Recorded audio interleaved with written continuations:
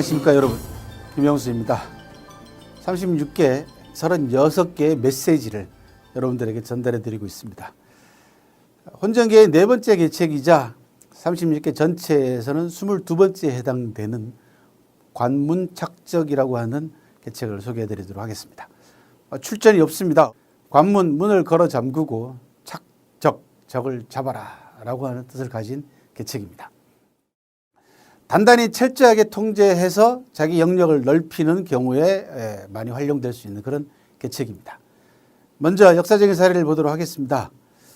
전국시대 때 가장 유명한 전투가 장평전투라는 전투가 있었습니다. 이 진나라가 조나라를 공격한 전투인데요. 역사상 가장 끔찍한 그런 전투이기도 합니다. 진나라 장수는 백기라는 장수였고요. 조나라의 장수는 원래 연파라고 하는 백전노장이 막강한 진나라 군대를 상대하도록 파견이 됐습니다.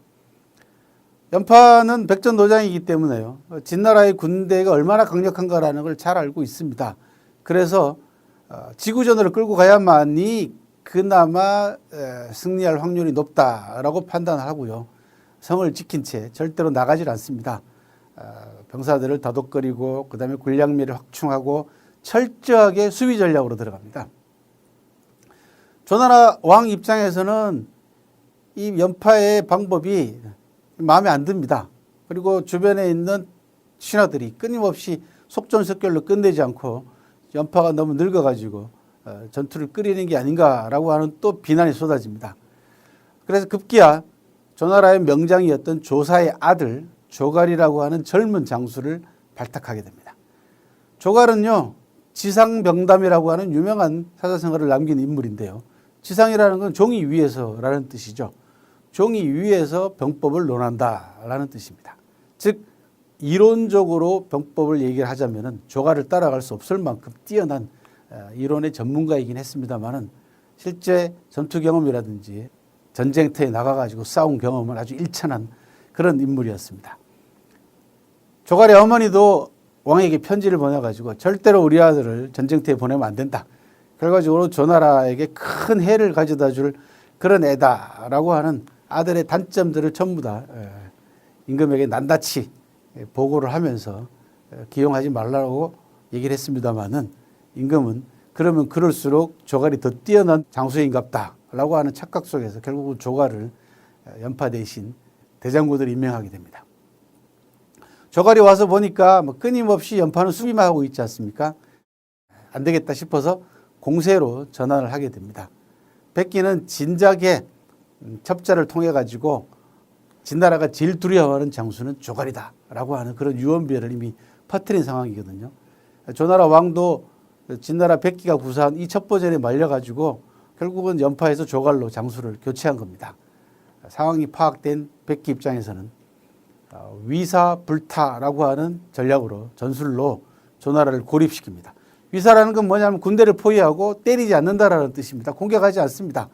나와가지고 조갈이 공세로 전환해봤지만은 백기가 수비만 하고 완전히 테러를 끄는 상황에서 조나라를 철저하게 봉쇄하는 봉쇄 전략으로 들어갑니다. 식량 부족부터 시작해가지고 다양한 문제들이 발생하게 되죠. 특히 극한 상황에 몰린 조나라 병사들은 서로 자식을 잡아가지고 바꿔먹고 그다음에 죽은 시체의 뼈다귀를 가지고 땔감으로 뗄 만큼 아주 극한 상황에 몰려버립니다. 견디다 못한 조갈이 포위망을 뚫고 나가기 위해서 결사대를 조직해가지고 백비를 공격했습니다만 결국은 패배하고 조갈도 전사합니다. 결과적으로 조나라는 진나라에게 황복을 하게 되고요. 남은 40만 병사들이 모두 생매장 당해서 죽는 아주 끔찍한 그런 결과를 초래했던 사례가 있습니다.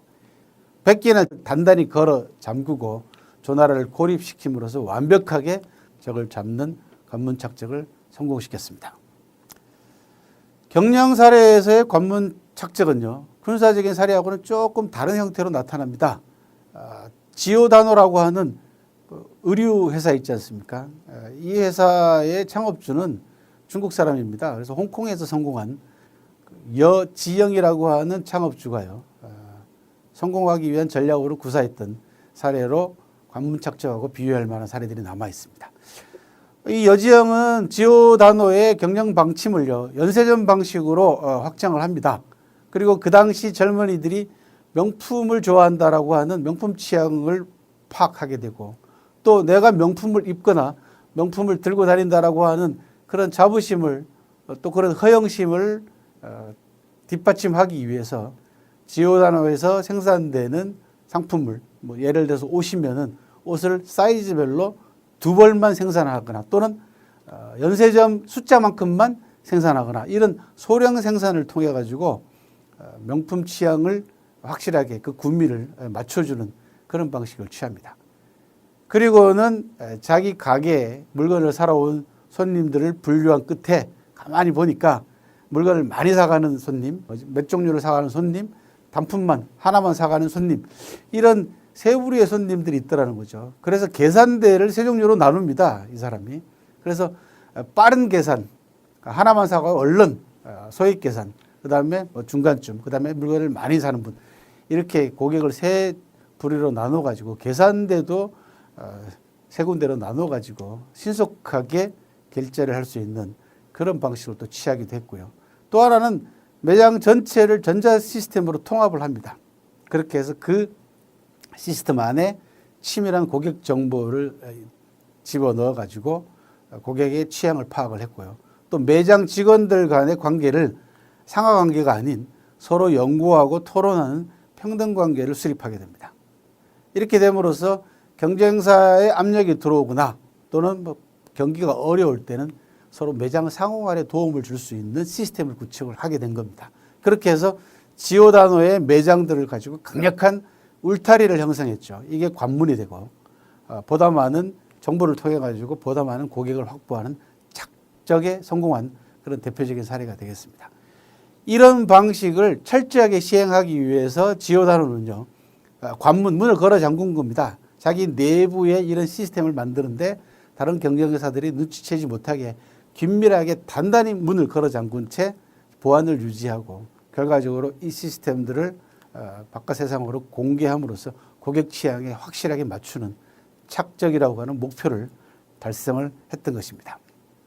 이처럼요, 관문 착적은 상대편을 철저하게 포위하고 봉쇄해가지고 적을 잡는 그런 형태가 아니고 자기 경영이나 자기 기업의 그 정보를 철저하게 단속을 함으로써 자기 울타리를 형성하고 난 다음에 세상에다가 자기 시스템들을 선보이는 또는 자기 경영 방식을 선보이는 이런 방식으로 이제 바뀌어가고 있습니다. 즉 경쟁사에게 반격의 기회를 주지 않도록 유의해야 된다라는 이야기입니다. 그러려면은 전체 국면을 내려다볼 줄 아는 시야와 안목이 요구되겠죠, 그죠? 또 하나는 기다릴 줄 아는 인내심도 필요로 합니다. 많은 사람들이 실패하는 가장 큰 이유는요, 노력이 부족해서도 아니고 애를 쓰지 않아서도 아니고 총명하지 못해서도 아닙니다. 무언가를 놓쳤기 때문입니다. 100가지 요소 가운데 하나만 소홀해도 전체 일을 그르칠 수 있는 것이 경영입니다. 유감스럽고 실패의 가능성을 줄이려면 무슨 일이든지 최선을 다해야 되지만요, 가장 중요한 것은 내가 놓치고 있는 부분이 뭔가라는 부분들에 대해서 끊임없이 심사숙고하고 그렇게 해서 단단히 문을 걸어 잠궈야만이 상대에게 작은 틈도 주지 않게 되는 것입니다. 실패의 확률을 줄일 수가 있는 그런 계책이기도 합니다. 성공 확률도 중요하지만요, 관문 착적의 현대적 의미는 실패의 확률도 줄일 수 있다라고 하는 메시지를 같이 던지고 있습니다. 고맙습니다.